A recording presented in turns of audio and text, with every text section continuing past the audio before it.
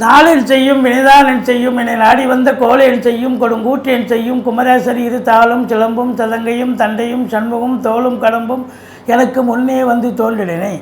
யோகிராம் சுரத்குமார் யோகிராம் சுரத்குமார் யோகிராம் சுரத்குமார் ஜெயகுரு ராயா. உலகெங்கிலும் வாழ்ந்து கொண்டிருக்கும் கடவுள் அருள் டிவி நேயர்களுக்கு டாக்டர் சைதை ராஜாவின் அன்பான வணக்கங்கள். நாம் இப்பொழுது இந்த எபிசோடில் ஜாதக ஆய்வினை மேற்கொள்ளப் போகிறோம். இந்த ஜாதகங்கள் கமெண்ட் பாக்ஸ்லேருந்து எடுத்து தான் நாங்கள் போடுறோம். இதில் மறுபடியும் தெளிவாக சொல்கிறோம், கேட்டுக்குங்க. உங்கள் பேர் போடுங்க. நாங்கள் வெளியிட மாட்டோம். இருந்தாலும் ஒரு ஐடென்டிஃபிகேஷனுக்கு வேணுமில்ல. டேட் ஆஃப் அதாவது name, date of birth, time of birth, place of birth இதை போடுறீங்க பார்த்தீங்களா. இது போடும்போது ஊர் பேர் போடுறீங்க. நம்ம நேற்று ஒரு அன்பர் போடுறாரு, வடுகர்பேட்டைன்னு போடுறாரு. எதிர்த்து எங்கே தேடினாலும் கிடைக்கல. அது 2-3 இடத்துல காட்டுது. நான் எந்த ஊரை வச்சு நான் போட முடியும். அதனால் ஒரு நியர்பை டவுன் ஒரு 50 கிலோமீட்டருக்குள்ளே அதை போட்டிங்கன்னா கொஞ்சம் நல்லாயிருக்கும். இல்லை நீங்களே கொஞ்சம் இது பண்ணுங்கள். மற்றபடி இந்த ஏல்பி ஜோதிடத்தை எனக்கு கற்றுத்தந்த திரு பொதுவுடை மூர்த்தி அவர்களுக்கு இந்நேரம் நான் நன்றி சொல்ல கடமைப்பட்டு இருக்கிறேன். இந்த தினமும் ஒரு ஆய்வினை மேற்கொள்கிறோம். நீங்கள் ரொம்ப ரொம்ப வரவேற்று பார்க்குறீங்க. இன்னும் உங்களுடைய ஆதரவை எதிர்பார்த்து காத்து கொண்டிருக்கும் உங்கள் ஏல்பி ஜோதிடர் சைதை ராஜா. வாங்க, கடலூர் டிவி கமெண்ட் பாக்ஸ்லேருந்து எடுக்கப்பட்ட ஒரு ஜாதகத்தை அனலைஸ் பண்ணலாம். வாங்க. 10/7/95 பிறந்திருக்கார். இவர் ஒரு ஆண் ஜாதகர். 1:45 PM தேனியில் பிறந்திருக்கார். அவர் என்ன கேள்வி கேட்குறாருன்னா, திருமணம் எனக்கு எப்பொழுது ஆகும் கேள்வி கேட்குறார்.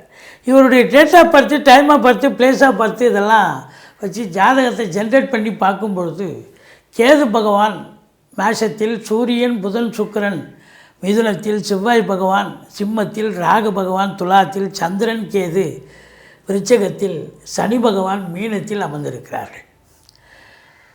பிறப்பு லக்னம் என்பது இவருக்கு துலா லக்னமாக வருகிறது. இன்றைய வயதின் லக்னம் இப்பொழுது தற்சமய லக்னம் என்ன இயங்கி கொண்டிருக்கு. இப்பொழுது மகர லக்னம் இயங்கி கொண்டிருக்கிறது. இது எப்போ ஆரம்பிச்சது அப்படின்னு பார்த்தீங்கன்னா 3/3/2020 ஆரம்பித்து 3/3/2030 வரைக்கும் 10 ஆண்டு காலம் இந்த லக்னம் தான் இயங்க போகுது.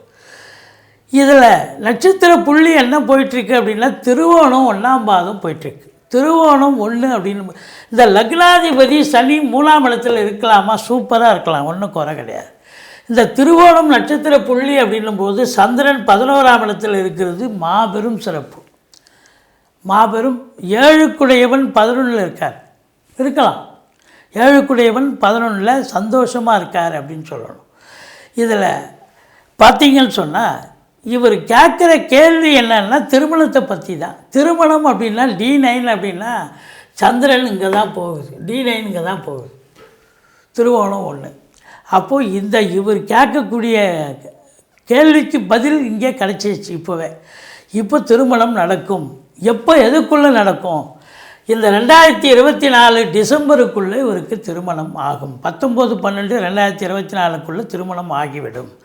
சரி, 7ஆம் இடம் எப்படி இருக்குன்னா, 7ஆம் இடத்து அதிபதி சந்திரன் தான் 11ல் போய் நல்லா சூப்பராக உட்காந்துருக்காரு, ஒன்றும் குறை கிடையாது.